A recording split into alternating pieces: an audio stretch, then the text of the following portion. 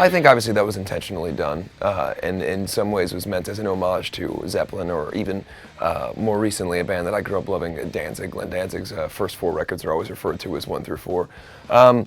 I think that when it came down to having a title for it, I had several titles that would have worked and would have been great titles, but it just felt like the self-titled was so much better, and then the obvious fun thing to do there is that it is the 4th record, and so it kind of came about organically, the whole 4 thing, because when you're in the studio, now in the age of social media, when you're making a record, you have to talk about making that record all the time. And probably previously to that, even when we first started making records, there wasn't so much of the demand on Twitter and everything else to be talking about it, but you would talk about it with your friends, and you would have to title it something, which is this new record that I'm working on. So to say the new record I'm working on probably isn't as much fun in a hashtag world, so the hashtag BBB4 started happening just kind of we needed a descriptor for the record. We needed something that would denote that there is a new record and it's called this.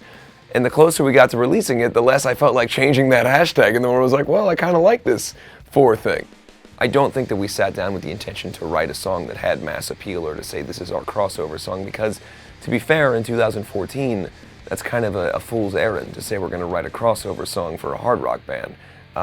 Sort of like saying you're a rotary phone salesman and you're going to paint your phones red now so people will buy them. The fact alone is that we are a rock and roll band, and that sometimes isn't the most popular thing in the world. So to say that we're going to cross over, it's nice, the idea that maybe more people would hear it, but you really want to write the best song that you can write, because at the end of the day, the records are going to sell what they're going to sell, and we've been very fortunate that we've had multiple top 10 records now. But by the same token, none of us are becoming millionaires off it, and we're not getting that kind of, oh, this is the song of the decade, and this is the song everybody's going to dance to at their high school prom and everything.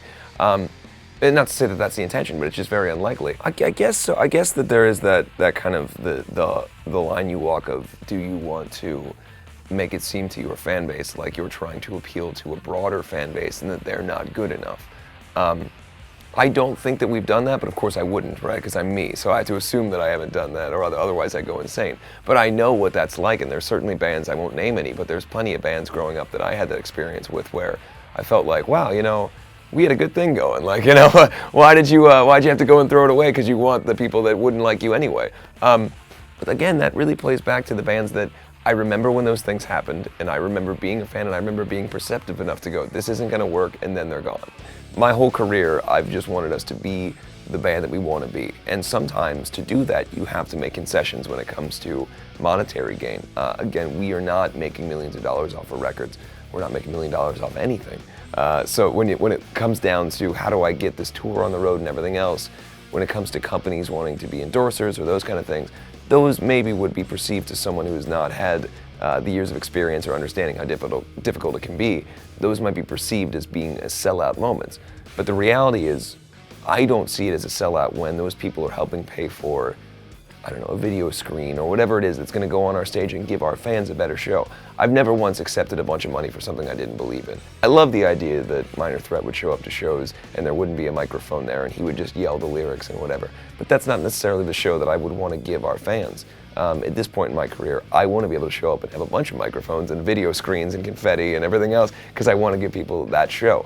While I ultimately respect the punk rock ethic behind those other things, for me, at the end of the day, I would side probably more with the sellouts in terms of trying to get stuff done for my career.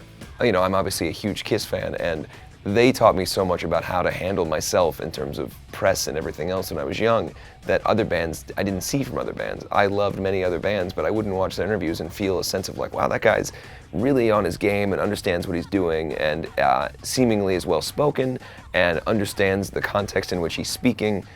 Those two guys always had that. So apart from just the musical influence and everything else, one of the biggest influences I had in my whole life when it comes to even intellectual interest is Kiss, and particularly Gene and Paul Stanley. Our whole career is predicated on the idea that rock is not dead.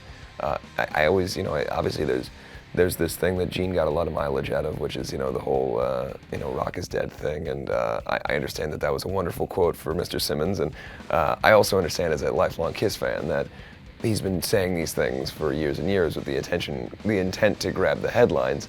And I think that it's a little misinformed, but also I understand the context in which he was saying is that it's difficult for a band to succeed in this day and age. I disagree wholeheartedly with the idea that rock and roll is dead, because it's more of a spirit or an emotion that exists still within the people that I surround myself with. And again, if rock and roll were dead, truly, I would have a very difficult time paying my rent or my car payments or anything else, considering the fact that I'm in a rock and roll band and people buy our records. And again, it's not millions and billions, but it's enough for us to live comfortably enough to be able to go on the road and play those shows, and to have a community of people that live off of that.